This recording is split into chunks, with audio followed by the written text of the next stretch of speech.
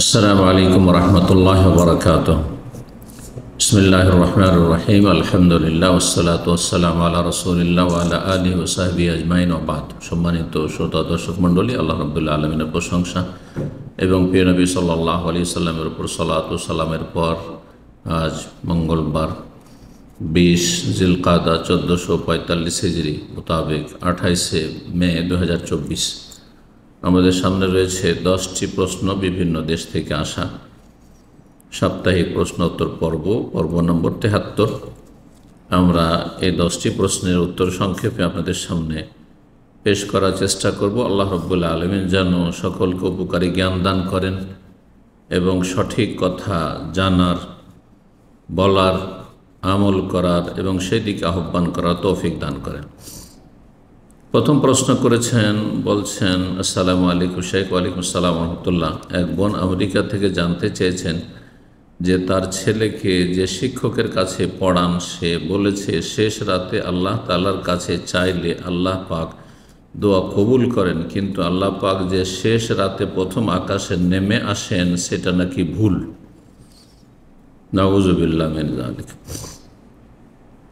Nasrallah সালামাত আল আফিয়া। বদাকিদা থেকে, গুমরাহি থেকে আল্লাহ আমাদের হেফাজত করুন।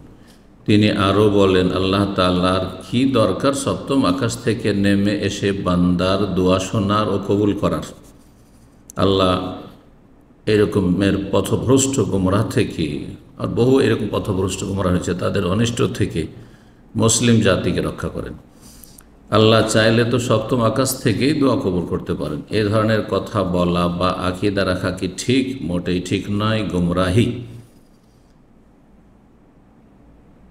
আপনার কাছে সঠিক উত্তর জানতে চাই। এই শিক্ষক আমেরিকায় বাচ্চাদের মাদ্রাসায় পড়ান, বেদাতীদের মাদ্রাসা, আশআরি মাতুরিদি পথভ্রষ্টদের মাদ্রাসা। তিনি একজন ইজিপশিয়ান এবং আজহার বিশ্ববিদ্যালয় থেকে পড়াশোনা করেছেন।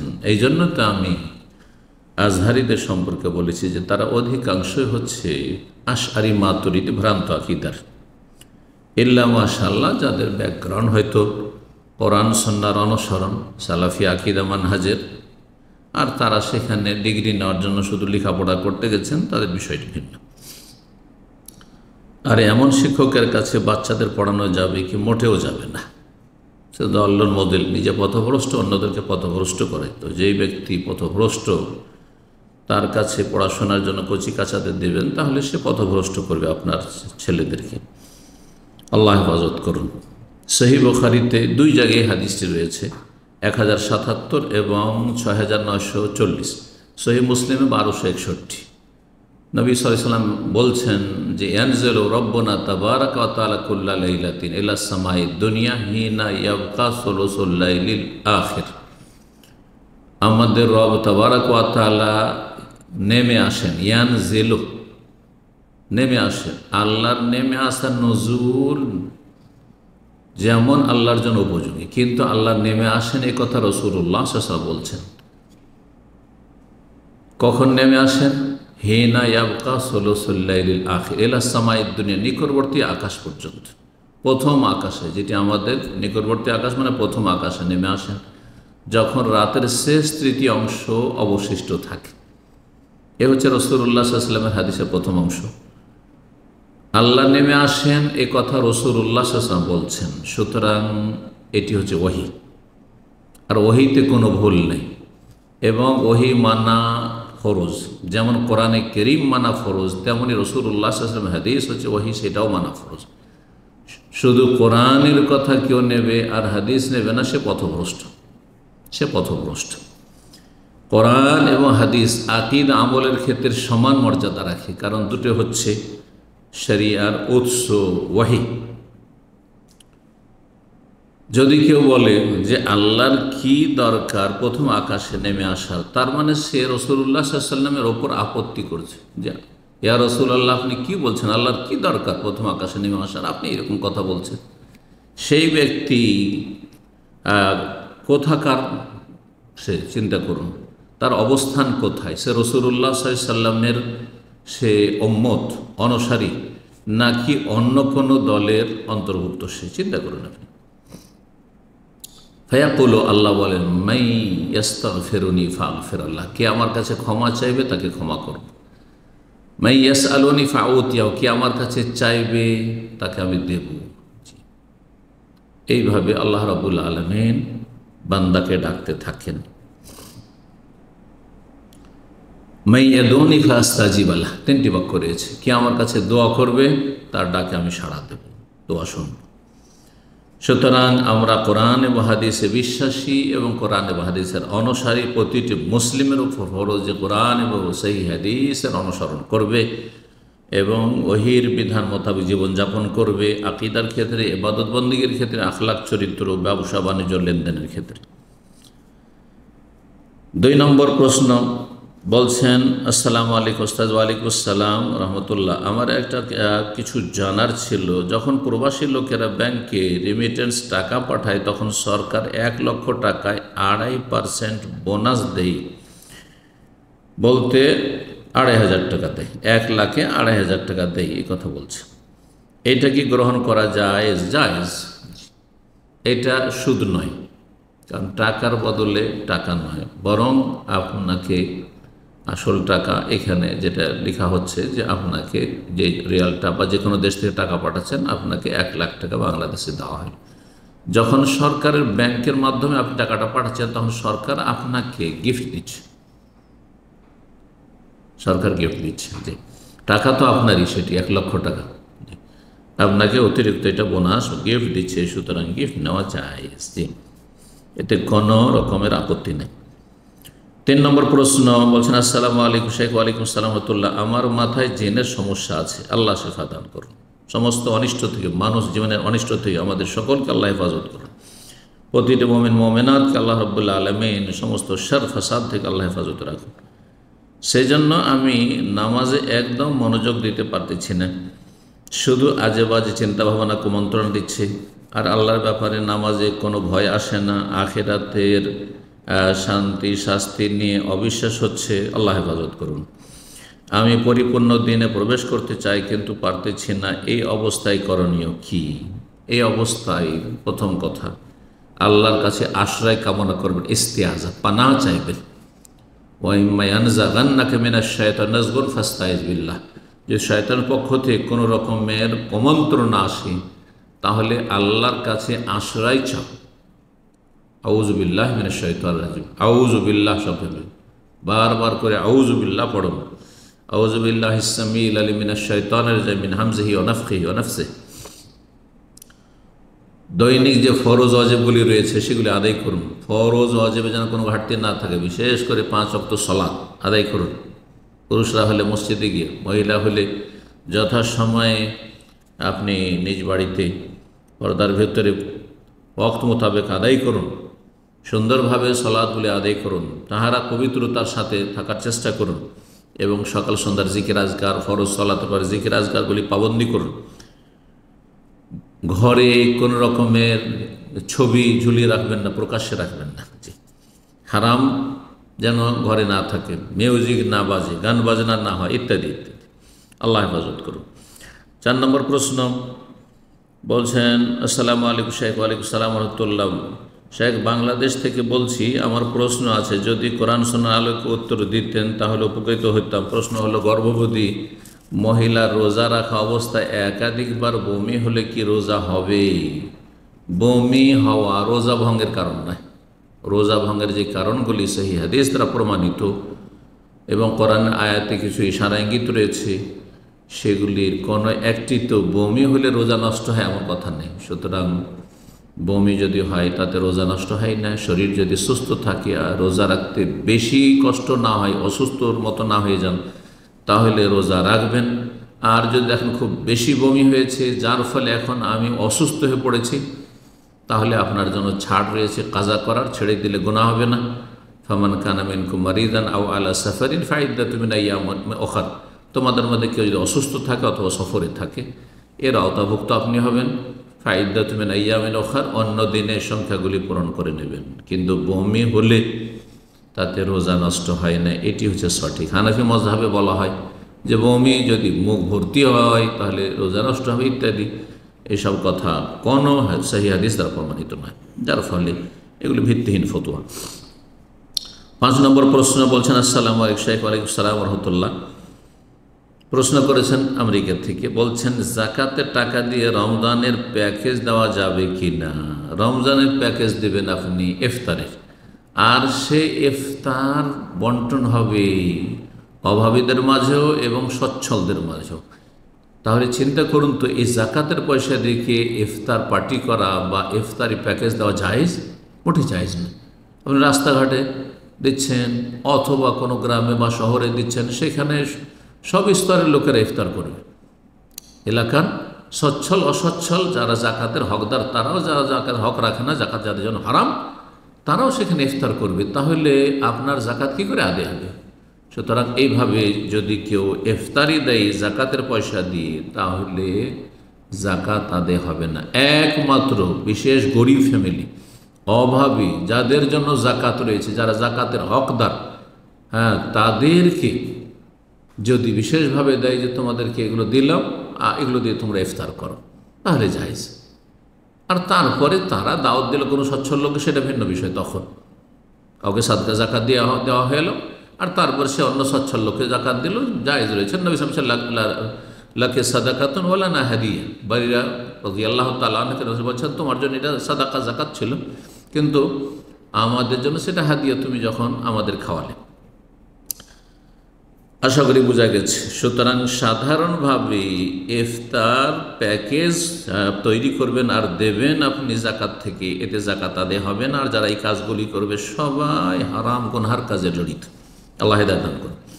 অনেকে কিন্তু এরকম কাজ করছেন, নাজায়েজ কাজ, অজ্ঞতার কারণে হোক অথবা গায়ের জোরে হোক, মূর্খামি। আল্লাহ হিদায়াত দান করুন। 6 নম্বর প্রশ্ন আমেরিকা থেকে করেছেন, একই ধরনের কাছাকাছি প্রশ্ন করছেন, আসসালামু আলাইকুম ওস্তাদজি। ওয়ালাইকুম আসসালাম রাহমাতুল্লাহ। একজন হাফেজ কিছু মহিলাকে সালাহ শিখায়, এই হাফেজাকে বা হাফেজা, একজন হাফেজা কিছু মহিলাকে সালাহ শিখায়, এই হাফেজাকে জাকাতের টাকা দিয়ে বেতন দেওয়া যাবে কি না? যাদেরকে সালাহ শেখায় তারা সচ্ছল, যদি তারা সচ্ছল হয় আর তাদেরকে সালাহ শিখাচ্ছে, এই জন্য তাকে বেতন দিচ্ছেন জাকাতের টাকা দিয়ে, জায়েজ নয়, হারাম। সবাই গুনাহগার এই ক্ষেত্রে। আর যদি এমনটা হয় যে যাদেরকে সালাহ শিখাচ্ছে তারা অভাবী গরিব মানুষ, আর তারা নিজেরা বেতন তাদের বহন করতে পারে না, আর শিক্ষকও অভাবী মানুষ, এমন নয় যে শিক্ষক সচ্ছল, অভাবী মানুষ, তার সংসার চলছে এই বেতনের ওপর আর এই রোজগারের ওপর, এই ক্ষেত্রে জাকাত দেওয়া যেতে পারে, আল্লাহু আ'লাম। আর সাধারণ অবস্থায় কাউকে জাকাত দিয়ে বেতন দেওয়া জায়েজ নয়।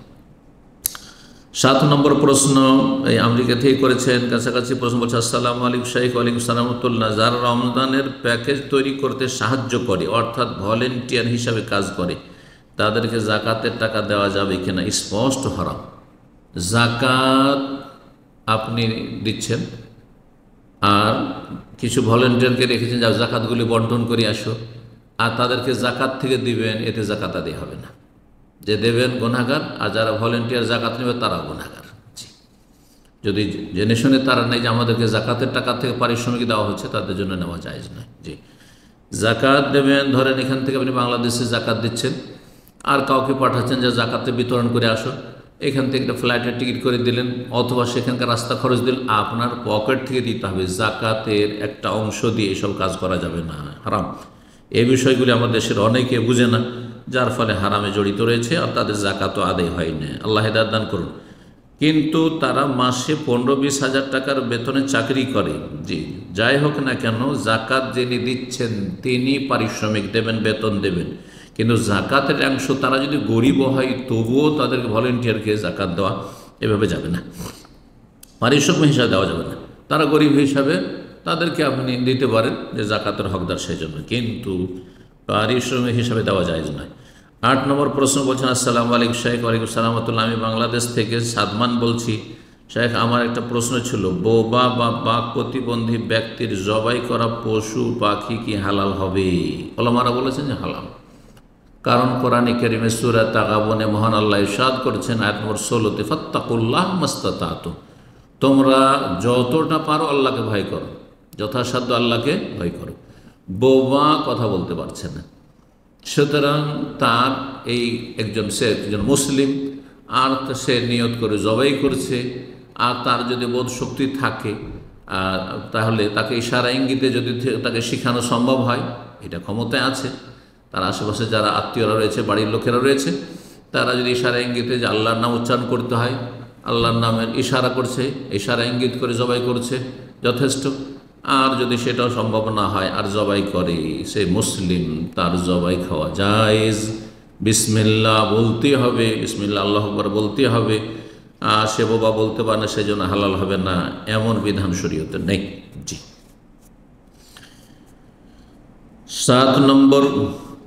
8 নম্বর প্রশ্ন হয়ে গেল। 9 নম্বর প্রশ্ন বলছেন, আসসালামু আলাইকুম শেখ। ওয়ালাইকুম আসসালাম রহমতুল্লাহ। আমি নাসির উদ্দিন আলী, পশ্চিমবঙ্গের উত্তর 24 পরগনার বাসিন্দা। আমার প্রশ্ন হলো যে আমি একজনের হক নষ্ট করেছি, কিন্তু আমি জানি না যে আমি কার হক নষ্ট করেছি। একজনের হক নষ্ট করে কেমন জানেন না, এটা কেমন কথা হইল? শুধু একটু জানি আমি একজনের হক নষ্ট করেছি, এই গুনাহ থেকে কিভাবে বাঁচব? প্রথম কথা, তওবা করুন। হক নষ্ট করেছেন, কাবিরা গুনাহ করেছেন, বান্দার হক নষ্ট করেছেন, সেই ব্যক্তি না মাফ করলে আপনার মাফ হবে না। এটা কঠিন। আল্লাহর হক নষ্ট করার চাইতে মারাত্মক বান্দার হক নষ্ট করা। আল্লাহর হক নষ্ট করেছেন, আল্লাহ মাফ করে দেবেন তওবা করলে, কিন্তু বান্দার হক নষ্ট করলে সেই ব্যক্তি যতক্ষণ মাফ না করছেন, যদি তার কাছে পৌঁছা সম্ভব হয়, তার সন্ধান জানছেন, তার ঠিকানা জানছেন, তাহলে তার কাছে যেতে হবে, মাফ চাইতে হবে বা তার সাথে যোগাযোগ করতে হবে। এখন কিভাবে বাঁচবেন? প্রথম কথা, খালেস অন্তর থেকে তওবা করবেন, আল্লাহ গফুর রাহিম। 2 নম্বর কথা, যে তার কথা যেহেতু মনে নেই যে কার হক নষ্ট করেছি, সুতরাং তার পক্ষ থেকে আপনি সেটা সাদকা করে দেবেন এবং আল্লাহকে বলবেন, আল্লাহ আমাকে মুক্তি দান করো, আমি যথাসাধ্য আমার কাজ করলাম, এর বেশি আর করতে পারছি না। আর যখন আমি পারতাম তখন হক নষ্ট করেছি, তখন আমার ঈমান আমল ভালো ছিল না, যার ফলে আমি তওবা করছি। আল্লাহর কাছে বারবার তওবা করুন এবং তওবাতান নাসুহা, নিষ্ঠার সাথে তওবা করুন। আপনার এই হচ্ছে করণীয়। 10 নম্বর সর্বশেষ প্রশ্ন বলছেন, আসসালামু আলাইকুম শেখ। ওয়ালাইকুম আসসালাম রহমতুল্লাহ। প্রবাসে এসে আমরা সবাই একসাথে যে দাওয়াতে অ্যাটেন্ড করি এবং 40-50 জন বা আরও বেশি মানুষ যেখানে একত্রিত হয়, যেহেতু সবাই পরিচিত কিন্তু আত্মীয় না, তো এইভাবে একত্রে এই দাওয়াতে যাওয়াকে সুন্নাহ অনুযায়ী আপত্তি কি আছে? জায়েজ। কিন্তু বলবেন সুন্নত না, জায়েজ। একসাথে দাওয়াত খাওয়া জায়েজ, কোনো অসুবিধা নেই। কেউ একজন বলেছিলেন দাওয়াতে যোগ দিয়ে তিনি সুন্নাহ পালন করেছেন না, জায়েজ কাজ করেছেন। তাছাড়া ইফতার পার্টির কোনো পটলাক এই জাতীয় অনুষ্ঠানগুলো কি সুন্নাহসম্মত? জায়েজ। কিন্তু প্রশ্নকারী প্রশ্ন করছেন কানাডা থেকে। প্রশ্নকারী হচ্ছেন একজন মহিলা। তো এখানে একটি কথা বলা অত্যন্ত জরুরি, সেটা হচ্ছে যে আজকাল অধিকাংশ আধুনিক দাওয়াতগুলিতে নারী পুরুষ একাকার হয়ে বুফে সিস্টেমে খাওয়া দাওয়া, একই জায়গা থেকে খাবার উঠিয়ে নিয়ে যাচ্ছে পুরুষরা, তাদের সাথে মহিলারাও। এটি জায়েজ নয়। যদি সেখানে একাকার না হয় নারী পুরুষ, তাহলে জায়েজ।